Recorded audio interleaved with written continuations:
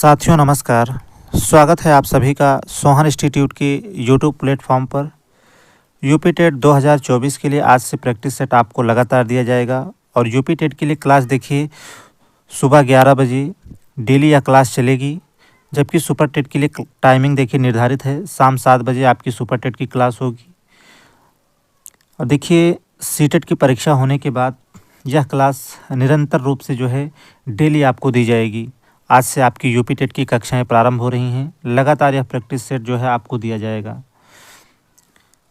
UP TET Hindi की practice के साथ आज के सेशन की शुरुआत कर रहे हैं। वैसे यह प्रैक्टिस सेट यूपी टेट के अलावा सुपर टेट, सी टेट या आप किसी अन्य टीचिंग एग्ज़ाम की तैयारी कर रहे हैं तो उन सभी के लिए आप इसे देख सकते हैं। आइए आज शुरुआत करेंगे। पहला क्वेश्चन देखिए आपके सामने है, सर्वनाम के कितने भेद होते हैं? 4 ऑप्शन आपके सामने हैं।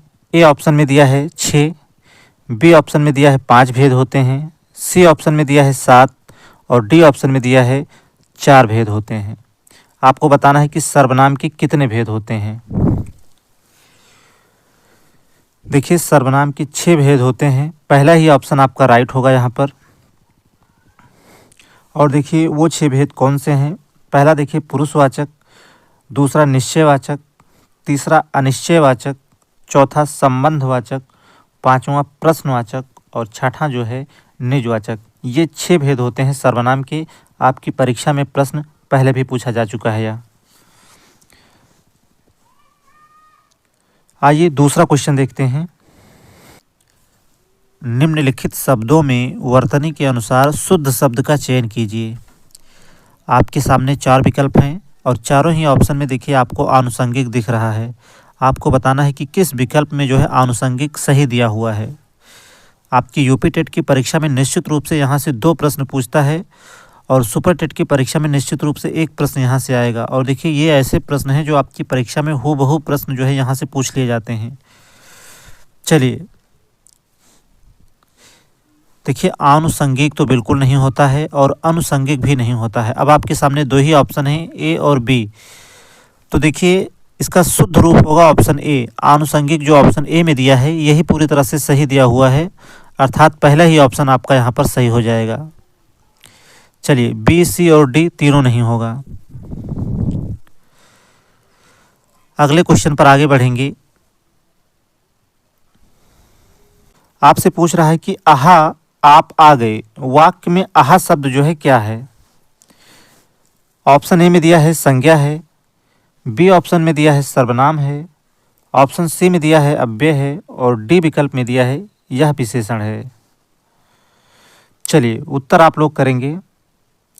देखिए आहा जो है यह एक अव्यय है। आपको बता दें ऐसे शब्द जिनमें लिंग वचन पुरुष कारक आदि के कारण कोई विकार नहीं आता वे अव्यय कहलाते हैं।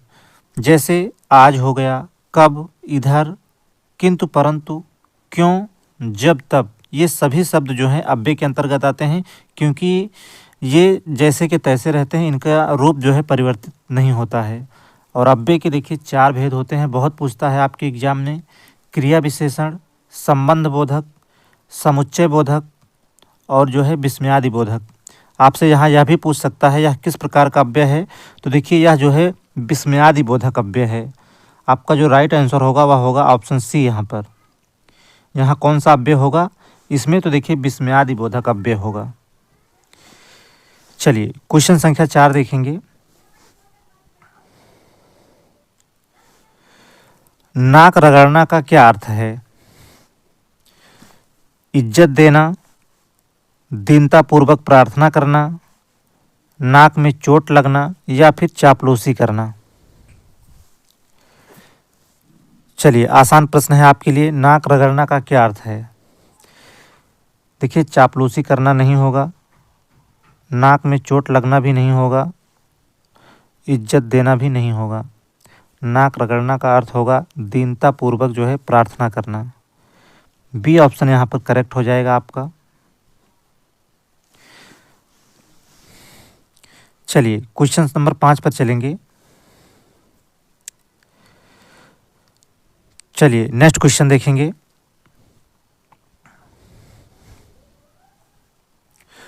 उन्मूलन का विलोम क्या होगा? देखिए, विलोम आपकी यूपी टेट की परीक्षा में 1 से 2 प्रश्न विलोम से भी लगातार पूछता है, चाहे वह सुपर टेट का एग्जाम हो या यूपी टेट का एग्जाम हो। चलिए, उन्मूलन का विलोम क्या होगा? उत्थान होगा, उत्कर्ष होगा, रोपण होगा या फिर इनमें से कोई नहीं? देखिए, उत्थान का विलोम होता है पतन, उत्कर्ष का विलोम होता है अपकर्ष।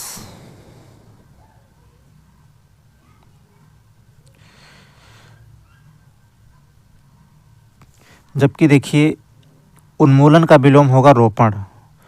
देखिए, उन्मूलन का मतलब होता है उखाड़ना, जबकि रोपण का मतलब होता है रोपित करना या लगाना। डी ऑप्शन आपका नहीं होगा, राइट आंसर हो जाएगा ऑप्शन सी। यहाँ पर उन्मूलन का विलोम होगा रोपण। चलिए, ऑप्शन सी यहाँ पर सही होगा। नेक्स्ट क्वेश्चन पर चलेंगे। जॉर्ज ग्रियर्सन ने आदिकाल को क्या संज्ञा दी है? ऑप्शन ए में दिया है चारण काल, बी ऑप्शन में दिया है आदिकाल, सी विकल्प में दिया है वीर काल और डी ऑप्शन में दिया है बीज वपन काल। आप लोग उत्तर करेंगे जॉर्ज ग्रियर्सन ने आदिकाल को जो है क्या नाम दिया है? देखिए, आदिकाल को बीज वपन काल नाम दिया है महावीर प्रसाद द्विवेदी ने।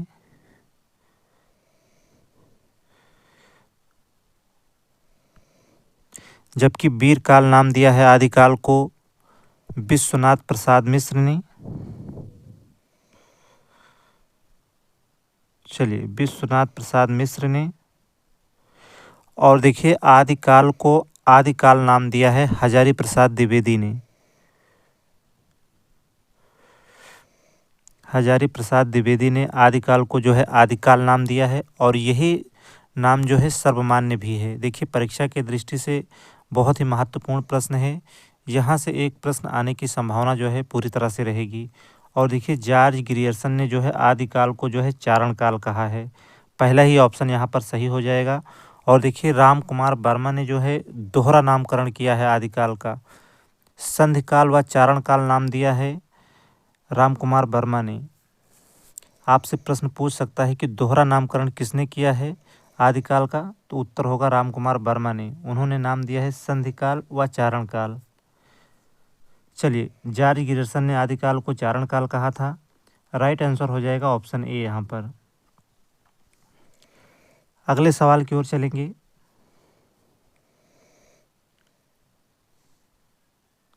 चलिए, महत्वपूर्ण पंक्ति दी हुई है, अति शोधो स्नेह को मार्ग है। यह पंक्ति जो है किसकी है? देखिए, यह पंक्ति भी कई बार जो है आपके एग्जाम में पूछा जा चुका है। उत्तर करेंगे आप सभी। अति शोधो स्नेह को मार्ग है, यह पंक्ति जो है किसकी है?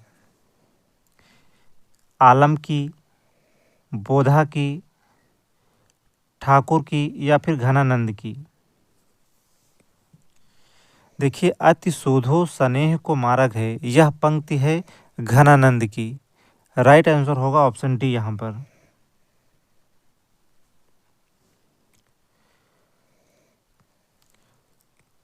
क्वेश्चन संख्या 8 देखेंगे। कालिंदी का पर्यायवाची शब्द क्या होगा? सरस्वती, लक्ष्मी, गंगा या फिर यमुना? चलिए, कालिंदी बहुत पूछता है आपकी परीक्षा में। कालिंदी का पर्यायवाची शब्द आपको बताना है। देखिए, कालिंदी का पर्यायवाची होगा यमुना। और देखिए, यमुना की और बात करें तो देखिए, अर्कजा हो गया, भानुसुता हो गया, यम भगनी हो गया, ये सभी जो है यमुना के पर्यायवाची हैं। तो कालिंदी का पर्यायवाची होगा यमुना। यहाँ पर डी जो है राइट आंसर होगा यहाँ पर। चलिए, अगला सवाल देखेंगे। चलिए, प्रश्न संख्या 9 आपके सामने है। किस कवि को जो है कवियों का कवि कहा जाता है? ए ऑप्शन में दिया है धर्मवीर भारती को, ऑप्शन बी में दिया है शमशेर बहादुर सिंह को, सी ऑप्शन में दिया है रघुवीर सहाय को और डी में दिया है सर्वेश्वर दयाल सक्सेना को। चलिए, उत्तर करेंगे आप सभी। देखिए यह प्रैक्टिस सेट आप यूपी टेट, स्पेशली आप यूपी टेट के लिए देख रहे हैं। बाकी आपकी सुपर टेट की क्लास जो है वो शाम 7 बजे, जो कि निर्धारित टाइम है, उसी टाइम पर जो है आपकी सुपर टेट की क्लास चलेगी। चलिए आप लोग निरंतर बने रहें। किस कवि को कवियों का कवि कहा जाता है? तो देखिए कवियों का कवि कहा जाता है शमशेर बहादुर सिंह को। बी जो है यहाँ पर राइट आंसर होगा। देखिए दो आप का कवि जो है या फिर मूड्स का कवि अगर पूछता है तो शमशेर बहादुर सिंह को।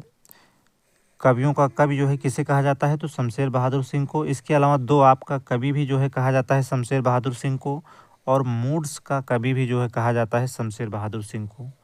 चलिए नोट कर लेंगे आप लोग। बी जो है करेक्ट आंसर होगा क्वेश्चन संख्या 9 का।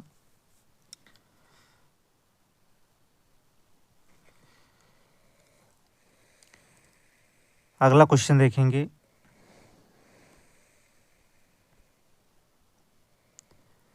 चलिए प्रश्न संख्या 10 आपके स्क्रीन पर है। दशरथ सुत्युह लोक बखाना, राम नाम का मरम है आना, यह पंक्तियां जो हैं किस रचनाकार की हैं? चलिए दशरथ सुत्युह लोक बखाना, राम नाम का मरम है आना, ये जो पंक्तियां हैं वह किस रचनाकार की हैं? तुलसीदास की, कबीर की, केशोदास की या फिर सूरदास की? देखिए पंक्ति को देखकर आपको लग रहा होगा इसका उत्तर जो है तुलसीदास होगा। तो देखिए जितने लोगों ने तुलसीदास उत्तर लगाया होगा उन सभी का उत्तर पूरी तरह से गलत है। यह पंक्तियां हैं कबीरदास की। बी जो है करेक्ट आंसर होगा। दशरथ सुत्युह लोक बखाना, राम नाम का मरम है आना, ये जो पंक्तियां हैं यह कबीरदास की हैं।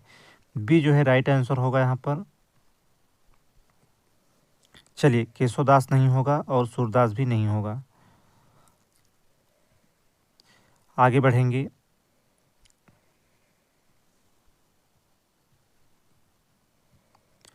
चलिए क्वेश्चन संख्या 11 के लिए आप लोग उत्तर करेंगे। हिंदी का पहला साप्ताहिक पत्र उदंत मार्तंड के संपादक कौन हैं? चलिए हिंदी का पहला साप्ताहिक पत्र उदंत मार्तंड के संपादक जो है कौन हैं? ए ऑप्शन में दिया है पंडित जुगल किशोर, बी ऑप्शन में दिया है हरिश्चंद्र, सी ऑप्शन में दिया है बालकृष्ण भट्ट, और डी में दिया है इनमें से कोई नहीं। देखिए हिंदी प्रदीप के संपादक कौन है? तो आपका उत्तर होगा बालकृष्ण भट्ट। लेकिन यहाँ पूछ रहा है हिंदी का पहला साप्ताहिक पत्र जो है उदंत मार्तंड के संपादक कौन हैं? तो देखिए उदंत मार्तंड के संपादक हैं पंडित जुगल किशोर। ए जो है इसका सही उत्तर होगा यहाँ पर। और पूछता है कि उदंत मार्तंड जो है साप्ताहिक पत्र है या फिर दैनिक। तो देखिए उदंत मार्तंड जो है यह एक साप्ताहिक पत्र है। इसके अलावा देखिए अगर आपसे प्रश्न पूछे हिंदी का पहला दैनिक समाचार पत्र कौन सा है, तो उत्तर होगा समाचार सुधा वर्षण। चलिए हिंदी का पहला दैनिक समाचार पत्र होगा समाचार सुधा वर्षण।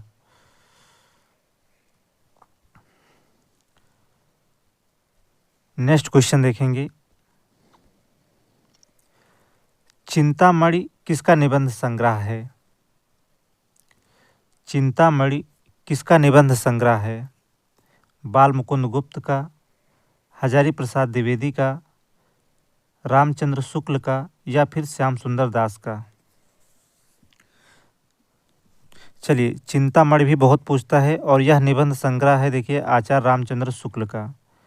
सी जो है राइट आंसर होगा यहाँ पर।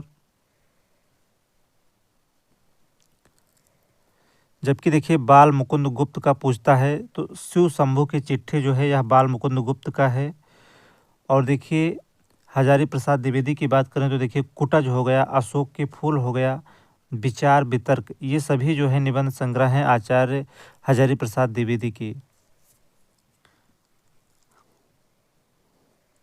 चलिए क्वेश्चन नंबर 13 देखेंगे।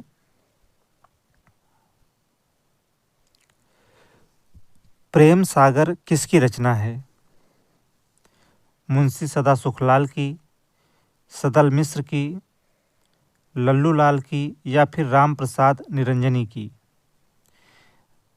देखिए राम प्रसाद निरंजनी की बात करें तो भाषा योग वशिष्ठ बहुत पूछता है इनकी। भाषा योग वशिष्ठ जो रचना है वह राम प्रसाद निरंजनी की है। और लल्लू लाल देखिए प्रेम सागर किसकी रचना है, तो यह लल्लू लाल की है। सी जो है यहाँ पर राइट आंसर होगा। जबकि सदल मिश्र ने लिखा है नासिकेतोपाख्यान, जबकि मुंशी सदा सुखलाल ने लिखा है सुख सागर। चलिए, प्रेम सागर किसकी रचना है, तो उत्तर होगा लल्लू लाल। चलिए, क्वेश्चन नंबर 14 देखेंगे। व्युत्पत्ति के आधार पर संज्ञा के कितने भेद होते हैं। देखिए, यह भी प्रश्न जो है बहुत ही महत्वपूर्ण है, क्योंकि देखिए व्युत्पत्ति के आधार पर संज्ञा के भेद पूछता है कभी कभी, और कभी कभी पूछता है कि अर्थ के आधार पर जो है संज्ञा के कितने भेद होते हैं। तो देखिए, व्युत्पत्ति के आधार पर संज्ञा के भेद अगर पूछता है तो व्युत्पत्ति के आधार पर संज्ञा के 3 भेद होते हैं, रूढ़, यौगिक और योगरूढ़। और अगर अर्थ के आधार पर पूछता है तो संज्ञा जो है 5 प्रकार की होती है, व्यक्तिवाचक संज्ञा, जातिवाचक संज्ञा, द्रव्यवाचक संज्ञा, समूहवाचक संज्ञा और भाववाचक संज्ञा। तो ये 5 प्रकार की संज्ञाएं होती हैं अर्थ के आधार पर। जबकि व्युत्पत्ति के आधार पर अगर आपसे पूछता है तो संज्ञा के कितने भेद होते हैं, तो आपका राइट आंसर होगा ऑप्शन ए 3 प्रकार की, रूढ़, यौगिक और योगरूढ़। चलिए, ऑप्शन ए यहाँ पर सही हो जाएगा। नेक्स्ट क्वेश्चन देखेंगे।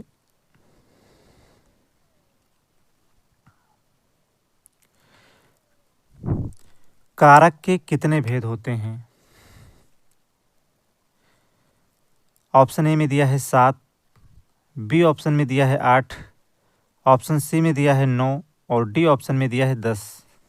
चलिए, आप लोगों को बताना है कारक के कितने भेद होते हैं।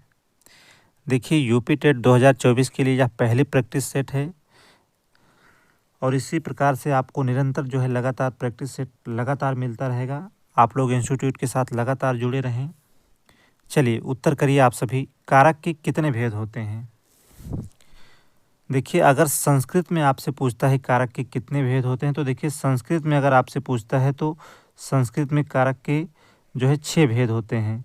लेकिन हिंदी में देखिए कारक के कितने भेद होते हैं, तो आपका राइट आंसर होगा ऑप्शन बी, यहाँ पर कारक के जो है 8 भेद होते हैं। कर्ता कारक, कर्म कारक, करण कारक, संप्रदान कारक, आपादान कारक, संबंध कारक, अधिकरण कारक और संबोधन कारक। ये 8 भेद होते हैं कारक के। चलिए, बी आपका राइट आंसर होगा यहाँ पर।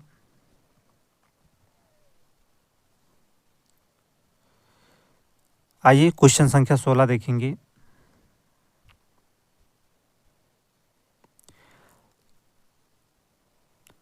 तरणी का पर्यायवाची शब्द क्या होगा। कई बार जो है रिपीट हुआ है यह प्रश्न आपकी परीक्षा में। तरणी का पर्यायवाची शब्द आपको बताना है। सूर्य होगा, नाम होगा, युति होगा या फिर नदी होगा। देखिए, तरणी का पर्यायवाची शब्द होगा सूर्य। ए ऑप्शन यहाँ पर करेक्ट हो जाएगा। चलिए, ऑप्शन ए यहाँ पर राइट होगा। नाम नहीं होगा, युति भी नहीं होगा और नदी भी नहीं होगा। तरणी का पर्यायवाची शब्द है सूर्य।